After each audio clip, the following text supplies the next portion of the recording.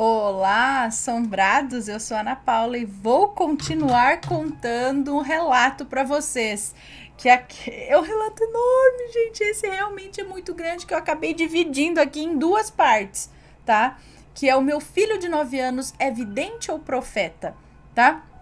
Então vamos lá a continuação deste relato, tá? A gente parou aqui o finalzinho falando que ele tinha uma crise, ele ficou chorando um dia que ele saiu com a mãe dele aqui, que ele estava meio tristonho, chegou da escola tristonho e falou que ele ia ficar muito doente. E eles passaram 4 meses realmente indo para o hospital quase todos os dias porque apareciam placas de urticária, algo assim no corpo dele, ele inchava e é perigoso fechar a glote e a pessoa ficar sufocada, não conseguir respirar, então tem que correr para o hospital. E foram 4 meses assim, eles não tinham convênio, então ela pagou muita coisa particular e não descobriu de jeito nenhum o que era, e do mesmo jeito que veio, isso também foi embora, nunca mais teve. Agora, continuando aqui, ó.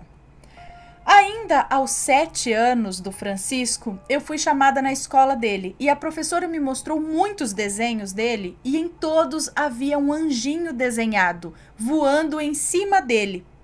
Francisco desenhava a si mesmo embaixo e desenhava a si novamente, mas na forma de anjo e voando em cima, acima dele. Expliquei então que ele tinha um irmão gêmeo falecido e ela ficou chocada e me disse que ele nunca havia falado nada em sala de aula.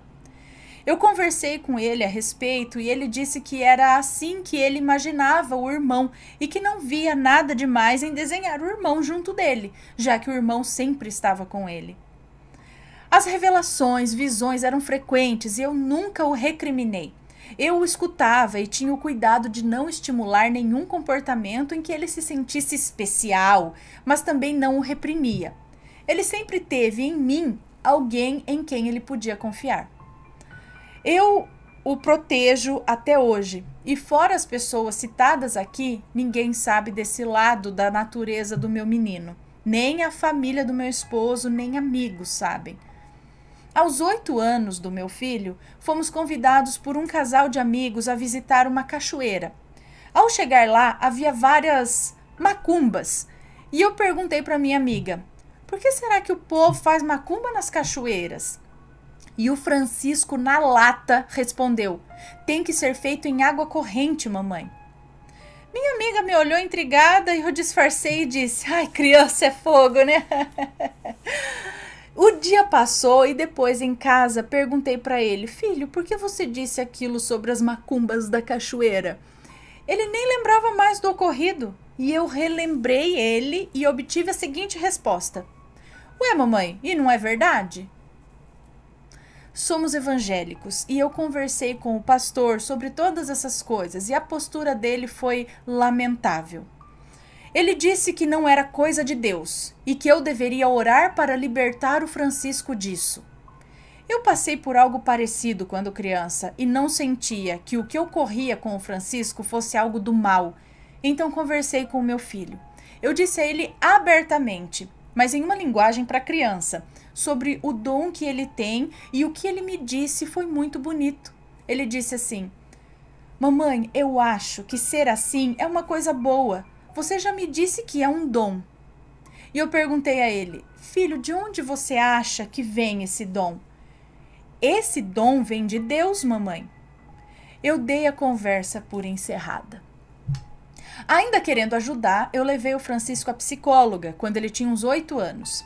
Ele passa com ela até hoje, mas confesso que eu o levo nela para sentir que faço algo por ele, porque eu não sinto que haja nada de errado com meu filho. Fora as bagunças e coisas erradas que ele apronta e é corrigido como qualquer outra criança.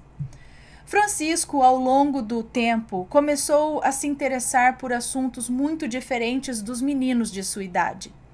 Aprendeu comigo a jogar xadrez com 4 anos e ainda ganhava de mim. Ele desenha incrivelmente bem, ama desenhar animes e consegue tirar a feição quase perfeita daquilo que está desenhando. Hoje ele se interessa, entre outros muitos assuntos, por teletransporte de partículas, Projeto Filadélfia, Nikola Tesla, Viagem no Tempo, A Vida de Jesus Cristo, Sete Além e, para coroar a cereja do bolo, Física Quântica, com 9 anos. E o pior é que ele pesquisa tudo isso no Google e me enche de perguntas que me deixam sim de cabelo em pé. Ele diz que quando crescer ele quer ser cientista da NASA ou youtuber jogador de Free Fire. Agora ele tem 9 anos e conhecemos uma terapeuta que falou para ele sobre reencarnação e vidas passadas. E ele passou a se interessar por esses assuntos. Confesso que eu fico perdida. A minha tia Isabel diz que ele é médium e tenho que deixar ele se desenvolver. Mas temo essas coisas e vou deixando ele ficar maiorzinho para então tentar dar um rumo a essa situação. Há uns dias atrás ele me perguntou para onde vão os espíritos depois que morrem. Eu disse que vão para o céu. E ele me respondeu: mamãe, os que merecem vão para o céu, mas os maus vão para o vale. E eu pensei: que vale? Ele então me perguntou: e os que tiram a própria vida, mamãe? Eu respondi: a mamãe não sabe tudo, meu filho, a mãe não sabe tudo, mas Deus é bom e justo com todos e cada um terá seu lugar. E a resposta dele foi: mamãe, eu acho que a pessoa que se mata vai para o vale e fica sofrendo lá com dor no próprio ferimento que ela fez para tirar a vida dela. Eu, já acostumada com ele, apenas perguntei como ele sabia aquilo tudo e ele falou assim: não sei, mamãe, eu só sinto que as coisas são assim. Você não sente? Eu disse a ele que pela nossa fé as pessoas não reencarnam. E aí ele disse: óbvio que reencarnamos, mamãe. Aqui, os amigos assombrados podem achar que ele pesquisa isso na internet e vem me perguntar sobre algo que ele já sabe, mas eu acompanho tudo o que ele pesquisa para protegê-lo da maldade de certos lixos humanos que circulam na internet. E garanto que ele não conhecia nada sobre espiritismo até conhecermos a terapeuta em 2020. Eu percebo que as premonições dele estão diminuindo com o passar da idade, mas elas não acabam. Apenas ficam mais espaçadas e percebo que o interesse dele aumenta por assuntos místicos e espirituais. Ao mesmo tempo, ele é um menino normal. Adora doces e lanches, gosta de joguinhos de celular, pratica esportes, faz malcriações e recebe castigo e tem amiguinhos. Ele é muito inteligente e antes da pandemia eu era chamada direto na escola. A professora reclamava que ele sabia a lição antes mesmo dela explicar. E aí ele saía da carteira e ia bagunçar e atrapalhar os colegas de aprender. As notas eram ótimas, mas o comportamento deixava a desejar. A professora me dizia que não conseguia ficar brava com ele porque ele era muito carinhoso com ela e nunca desrespeitou, mas era muito bagunceiro. E eu bem sei o que é isso, porque ele faz o mesmo comigo aqui em casa. Eu que sou mãe e observo, vejo que ele se sente e é diferente. Eu vejo que ele se sente e é diferente de todos os amiguinhos dele, mas ele não encara isso como um privilégio. Eu percebo que ele se sente sozinho. Ele fala que não entende a graça de pegar um carrinho como os amigos e ficar fazendo vrum no chão. Ele me entende em um nível profundo e adivinha os meus pensamentos literalmente. Eu lembro de uma dessas vezes, eu estava do lado do Francisco, em casa, e começou a tocar no rádio uma música que eu cantava para ele e para o irmão quando eles estavam na UTI. Eu senti muita tristeza e saudade do Antônio. E pensei, eu sou um lixo. E aí eu comecei a chorar. Ele olhou para mim e disse: mamãe, não fica triste, você não é um lixo, eu te amo. Eu abracei ele, chorei e não questiono mais ele sobre como ele sabe das coisas, né? Eu sinto a minha verdade na fé evangélica, mas na minha singular opinião, como toda religião, ela tem pontos falhos. Eu nunca tive um amparo sobre o meu Antônio, e segundo a doutrina, ele está dormindo e voltará à vida apenas na volta de Cristo. Um filho não substitui outro, e sinto tristeza e saudades de tudo que não vivemos com Antônio. Ano passado, em 2020, comecei a fazer acupuntura e a terapeuta é sensitiva. É tipo bruxa mesmo. Ela entende muito de cristais e incensos, vê o mundo espiritual, joga cartas e ama gatos. Eu levava o Francisco comigo nas sessões e ele ficava na sala de espera. Ele amava ir. Chorava se eu não levasse ele, porque lá ele ficava agarrado com os gatinhos dela e o amor era recíproco. Os gatinhos disputavam o colo dele e ainda no fim das consultas ele ganhava doces. Era maravilhoso para ele. Com o passar do tempo, a terapeuta começou a conversar com ele. Ele questionava ela sobre os cristais e todos os assuntos que eu mencionei antes, né? Sete além, etc. Eu ficava calada e a terapeuta ficava cada dia mais maravilhada com ele, pois ele conversava com ela com mais propriedade do que muito adulto, incluindo eu. No final de uma consulta, ela nos chamou para um chá e disse que precisava falar comigo em particular. E assim foi. Ela me disse que o Francisco era uma alma antiga, que tinha um dom e uma missão.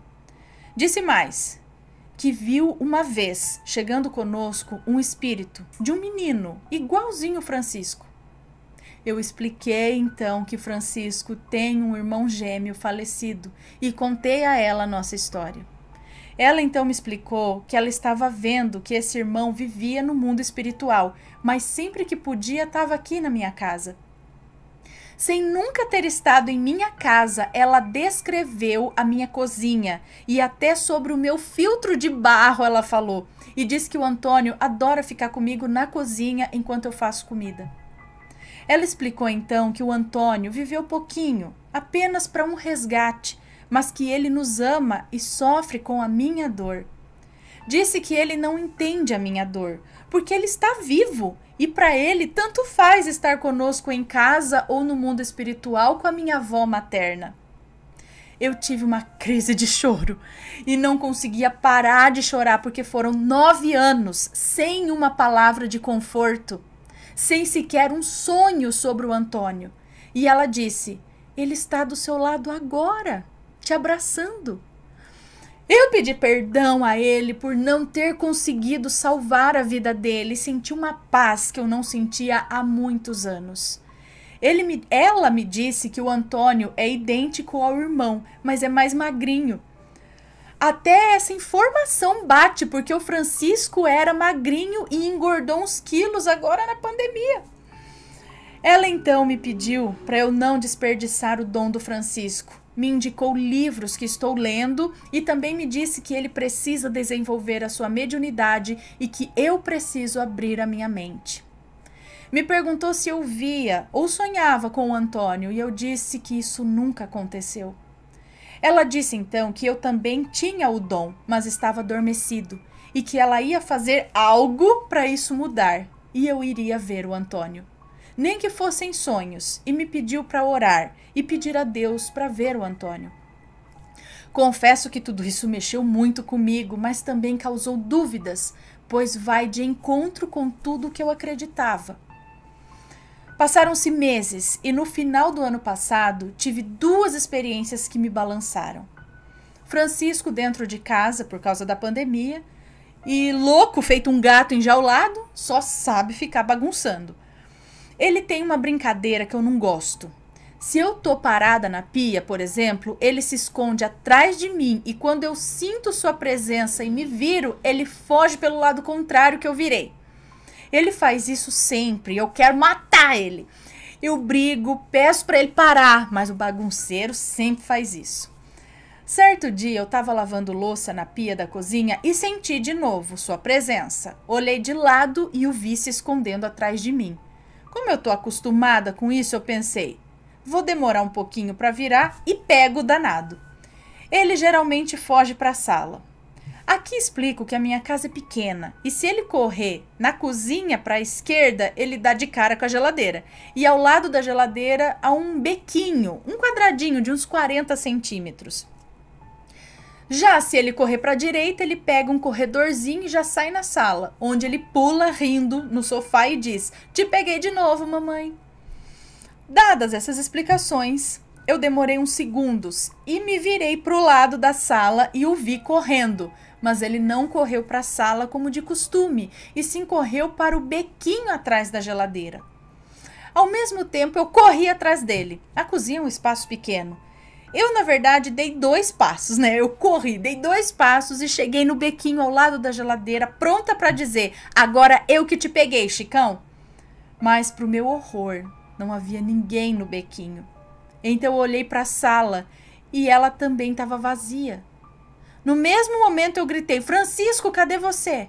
E ele respondeu do quarto, que fica lá em cima, pois moramos em um sobrado. Ele disse: que é, mamãe? Eu tô aqui vendo YouTube. Ai, eu senti um formigamento pelo corpo todo e principalmente na cabeça. Desliguei as panelas do almoço e fui para a sala, me sentindo tonta. Eu tenho certeza que eu o vi. Chamei o Francisco e perguntei se ele havia descido do quarto e ele disse que não, que estava vendo Naruto no celular há pelo menos uma meia hora no quarto. Liguei para a terapeuta e contei tudo e ela me disse: eu te avisei que seria assim. Aceite o presente com naturalidade. Era o Antônio. Os dias se passaram e no final de dezembro de 2020 contraímos Covid aqui em casa. Francisco perdeu um pouco do olfato e do paladar, mas fora isso não teve mais sintomas. Meu marido e eu ficamos muito mal. Meu marido chegou ao hospital com febre, falta de ar e mal-estar geral, e por isso foi corretamente medicado e evoluiu bem. Eu fiquei muito mal, mas não tive febre e não fui corretamente medicada e fiquei em casa sem tratamento por uns 6 dias, indo e voltando do hospital todos esses dias. Quando o hospital resolveu pedir exames, foi constatado que eu estava muito mal. Eu fiquei toda roxa e entre todos os sintomas do Covid, eu só dormia. Piorei mais ainda e fui hospitalizada. No primeiro dia de hospitalização, eu sentia que estava morrendo e meu último pensamento foi: meu marido fica com o Francisco e eu vou encontrar o Antônio. Acho que eu dormi e sonhei que eu encontrei o Antônio naquele mundo lindo que eu visitava quando eu era criança. Eu vi a minha avó materna, também falecida, com ele e como sempre eu não me recordo do que conversamos, mas lembro da sensação de paz e do bem-estar e da alegria que eu sentia por estar com eles.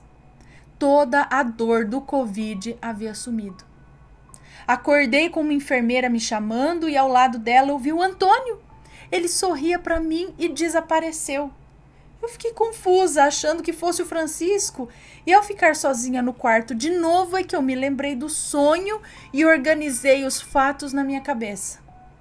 Me recuperei lentamente do Covid e hoje estou em casa com sequelas que estou tratando. E novamente agradeço a Deus por estar viva e poder continuar a criar o Francisco. Termino esta Bíblia por aqui, dizendo que contei aproximadamente uns 10% apenas de tudo que Francisco já profetizou ao longo dos 9 anos de vida dele. Não somos pessoas especiais, somos normais. Vivemos uma vida simples, somos cheios de defeitos e algumas qualidades. Francisco está pré-adolescente e me dá um trabalho danado. Eu tenho que brigar e ser firme para ele ajudar em casa. E explico isso porque insisto que não somos iluminados, protegidos, nem nada disso. Se fosse assim, Antônio estaria vivo. A vida é como é. Acompanho um pastor no YouTube e ele perdeu um filho de 19 anos há muitos anos atrás. Certa entrevista, perguntaram para ele sobre a morte do seu filho e se ele, como ministro de Deus, não se perguntava: por que eu? E a resposta dele foi fantástica: por que não eu?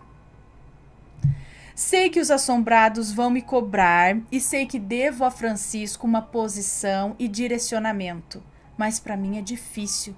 Estou lendo os livros que a terapeuta me indicou e farei isso por ele assim que eu me recuperar. Essa é uma mudança de vida a qual me propus ao sarar do Covid e por isso também escrevo este relato. Ele pede também um irmãozinho ou uma irmãzinha, estou pensando nisso também. A terapeuta me disse que há um outro espírito aguardando para ser meu filho e não é o Antônio, é uma menina. Estou lendo agora sobre crianças índigo e cristal e vejo muitas características delas no Francisco. Tudo que eu quero é que ele seja feliz. Sempre digo a ele que ele não é melhor nem pior que ninguém, ele simplesmente é diferente. Beijos, Ana e bebês rampirinhos, abraços, Mateus e família assombrada, um cheiro na mocinha, no rabinho, na Marie, na roliça. Aqui em casa temos 3 gatinhas que são o amor das nossas vidas. A Minhau, a Charlotte e a Black. Fiquem com Deus. Fulana. Agora não sei se acabou porque tem mais uns inscritos aqui. PS. Acho que tenho que rever o que eu disse acima. Acho que eu tenho que falar. Bom, PS, acho que tenho que rever o que eu disse acima sobre as visões estarem ficando mais espaçadas conforme o Francisco cresce. Hoje, domingo, dia 24 de janeiro de 2021, aconteceram 2 coisas. A primeira foi leve. Estávamos voltando do mercado e meu marido resolveu fazer um pequeno passeio e passamos por uma estradinha de terra e havia um trabalho na beira da estrada. Meu marido, curioso, parou o carro e queria ver. Eu não queria parar de jeito nenhum e pedia para ele tocar o carro. Meu marido então falou: olha, tem um bicho morto. Ai, parece a cabeça de um animal médio dentro do tacho. Tinha demais detalhes que prefiro me abster de falar. Meu filho, do banco de trás, falou: isso não é trabalho, pai. É magia negra. E vamos embora, pelo amor de Deus, porque aqui tá gelado e eu tô me sentindo mal. Aqui é interior de São Paulo e faz um calor de mais de 35 graus. Meu marido então tocou o carro e viemos embora para casa e o assunto acabou. Olha só. Chegamos em casa e conversa vai, conversa vem. Meu esposo comentou sobre o falecimento do meu sogro, que foi há uns 11 anos atrás, será? Ele era motorista de frete e faleceu em um acidente de caminhão. Meu marido comentava que meu sogro havia reclamado uns dias antes do acidente, que o freio do caminhão estava falhando e que o dono do caminhão estava enrolando para mandar consertar. O acidente foi em outro estado e o tratar de toda a situação foi muito difícil e por fim o dono do caminhão deve ter pago as pessoas certas e não houve sequer perícia no caminhão. Não sei se foi 11 meses atrás, 11 atrás, só tá aqui. Meu marido comentou então que 2 meses depois dessa história, o dono do caminhão tirou a própria vida, porque tinha muitas dívidas. Francisco então disse o seguinte: não foi por dívidas, papai. Ele tirou a vida por remorso pelo que ele fez com o vovô. E ele até hoje está preso no vale. Agora sim eu fico por aqui. Beijos.